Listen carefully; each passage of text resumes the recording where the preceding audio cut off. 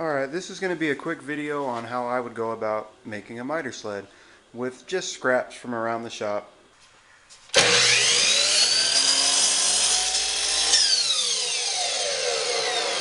if I can only find a tape measure, I'll be able to cut that down to 20 inches.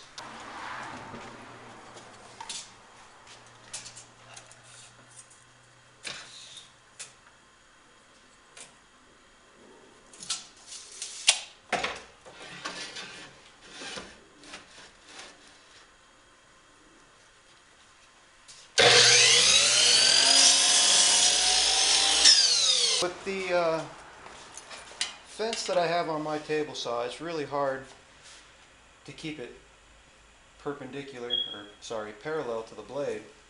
So what I do is I take my square, and I don't even have to measure what it is. I just lock my square in and get a measurement from this side of the blade to the fence to this side of the blade to the fence.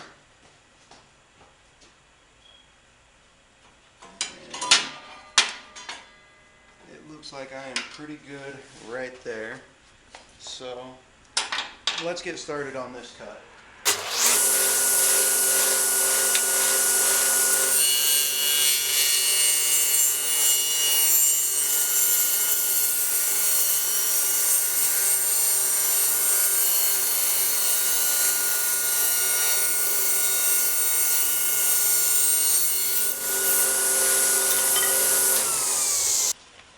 So now that I have a nice square edge on this piece, what I want to do is measure the depth of the tracks here on my table saw, but instead of actually measuring, I'm just going to mark out a line, and I'll end up cutting just a little below that line. So I put my runners in, and I noticed that there was a bit of slop in them, particularly on this side. It was tight, but not tight enough. You don't want them too tight. You want them to be able to flow smoothly. So what I did is I went and got some printer paper. It's 3/1000 of an inch thick. I doubled it over on this side on both sides of the runner. So that gave me 6/1000 of an inch that I pressed it up inside. And corresponding on this side, it actually had 12/1000 I had to go, so it's 4 sheets of printer paper smashed together in there.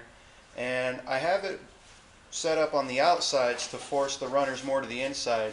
That way that they won't travel one direction or the other. They'll be snug up against the inside of the rails. What I'm doing now is I'm going to pre-drill some holes, that way I don't have any splitting or tear out in these thin little runners.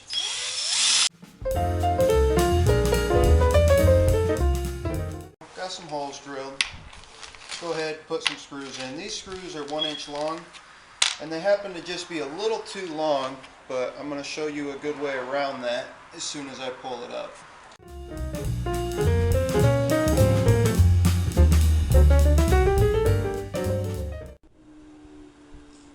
Alright, so if you could see there, I got some screws sticking out, and that's not going to work for me. It's going to drag and catch and not be very smooth. So I'm going to use a grinder.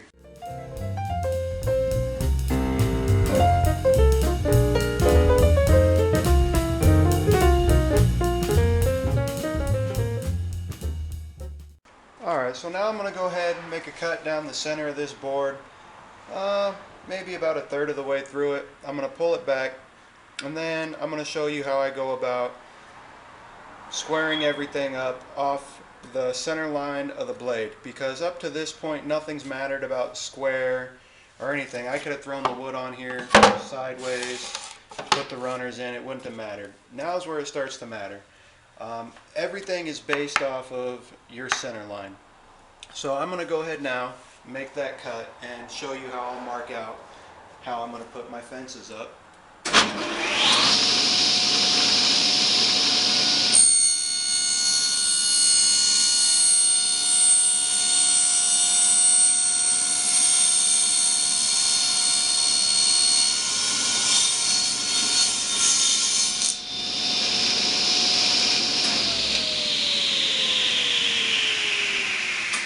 ahead and lower my blade back down so that it's out of the way here. Now simply all I'm doing is taking my square, and I think right there is a good point to start from as soon as I could find a pencil, which my daughter probably took. What I'm doing is I'm going to make a mark using my center line as a reference, and this will be 45 degrees.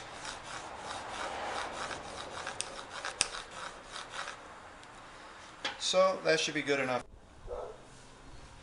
Alright, so what I'm going to be doing now is I'm going to be ripping this 2x4 roughly down the center, and I'll cut it again, clean up whatever edges higher, make them the same. So I have my fence set up, locking it into place, and here we go.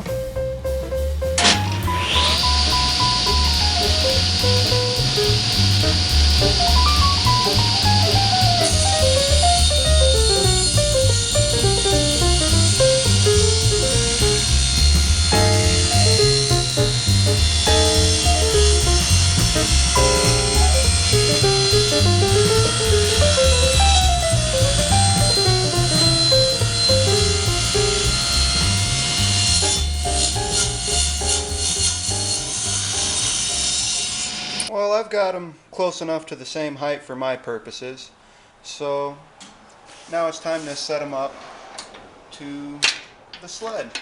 Now, I don't want this to protrude further than my fence, so what I'm going to do is go ahead and get it up to the line I made earlier. Make sure it's nice and even with that line. So I have it where I want it. I'm going to go ahead and put a clamp on it. Then I'll go ahead and I'll clamp the other end as well.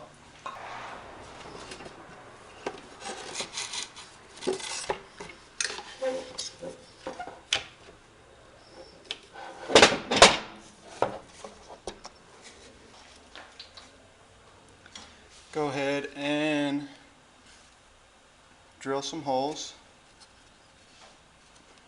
just eyeballing where I believe the wood's at on the other side.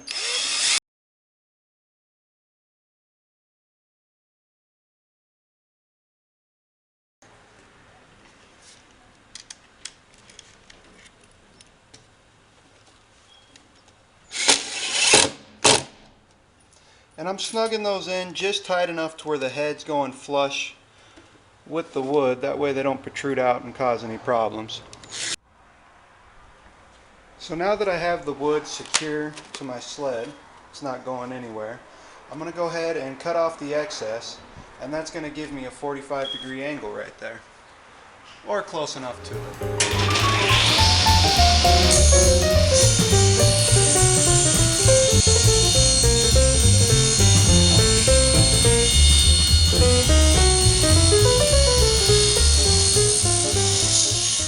That I have that set at a 45-degree angle and I'm comfortable with it, I'm going to go ahead and trim this other piece so that it'll likewise be at the corresponding angle so that I can get a nice 90-degree angle.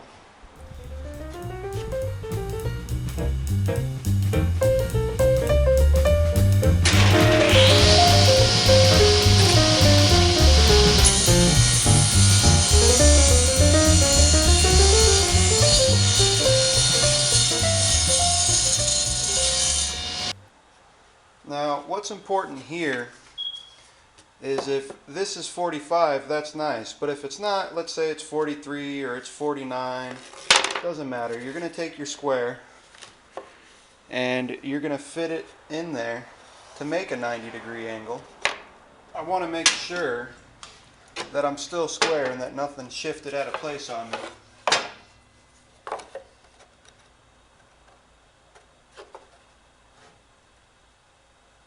And I am looking nice and square.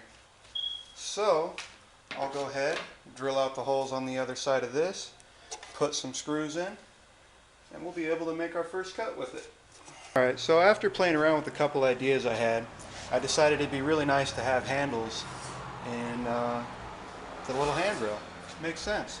So I'm going to go ahead and cut out a couple large holes with my 1 3/4 Forstner bit.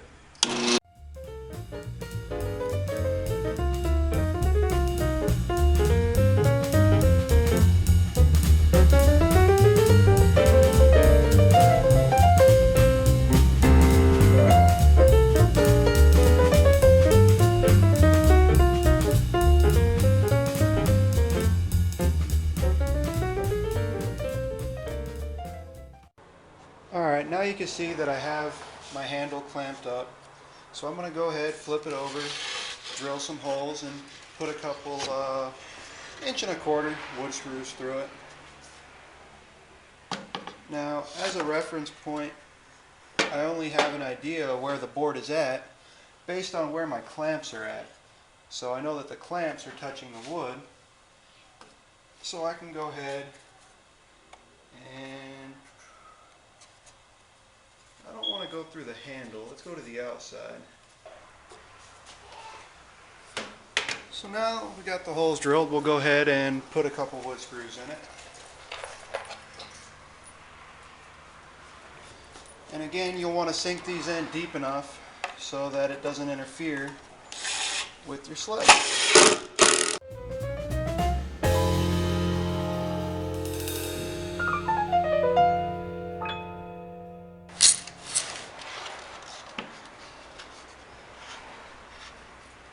So I hear that I have one screw rubbing. I'm going to go ahead and give that one a little tightening up.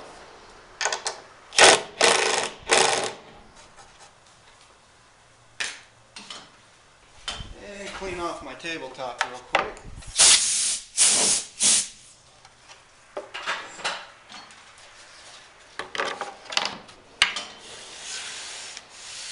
Alright, I think we're ready to make some nice little mitered joints. Table saw miter sled's all set up. As you can see, I have a piece clamped in. I'm going to go ahead and make a cut, show you the basics of how it's going to keep everything square.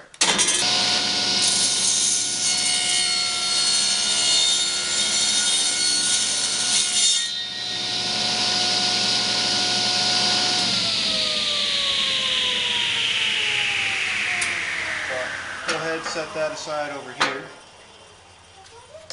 Now we'll flip this over to the other side. And even though I'm going to set it up where the angle's matched up, I'm going to go ahead and cut it off, even though I could go ahead and use that angle, butt it up, and fit that together. But if this was, let's say, 46 degrees, and then I have, two 46-degree angles, so then I'm going to have a 92-degree angle instead of a 90-degree angle. So now with these being squared up to each other, I can go ahead and make another cut on this side.